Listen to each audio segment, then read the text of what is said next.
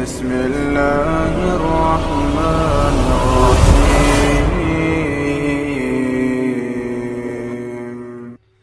Nabi SAW, Rasul, makhluk yang paling mulia di muka bumi ini. Beliau mengkhawatirkan, takut dari ilmu yang tidak memberikan manfaat kepadanya. Sebagaimana kata para ulama, fa innal amala thamaratul ilm. Bahwasanya amalan itu adalah hasil, buah dari ilmu yang telah kita pelajari. Sekian banyak faidah kita tulis, sekian banyak faidah yang telah kita dengar, sekian faidah yang telah kita fahami. Maka semuanya itu dituntut kepada kita, sudahkah kita mengamalkan ilmu yang telah kita dapatkan?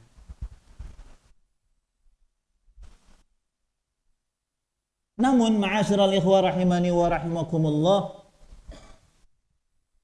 apabila ilmu itu hanya sebuah catatan demi catatan yang tertumpuk di dalam sebuah tulisan, tertumpuk dalam sebuah buku yang tebal, sekian faidah dia catat di situ, akan tetapi tidak nampak di kehidupan sehari-hari, nggak kelihatan dari dalam dirinya,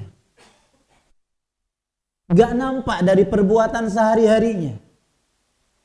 Sekian faidah sudah dia tulis, sekian faidah dia sudah dapatkan. Nah, tetapi tidak nampak di kehidupan sehari-harinya, nah, dia mengamalkan ilmu yang telah dia dapatkan. Maka ini ma'asyiral ikhwah rahimani wa rahimakumullah, akan membawa petaka bagi pemiliknya. Karena pada hari kiamat nanti, ma'asyiral ikhwah rahimani wa rahimakumullah, la tazulu qadama 'abdin hatta yus'al. Tidak akan bergeser kaki seorang hamba nanti di hari kiamat sampai ditanya kepadanya. Di antaranya adalah an ilmin madza amila bih.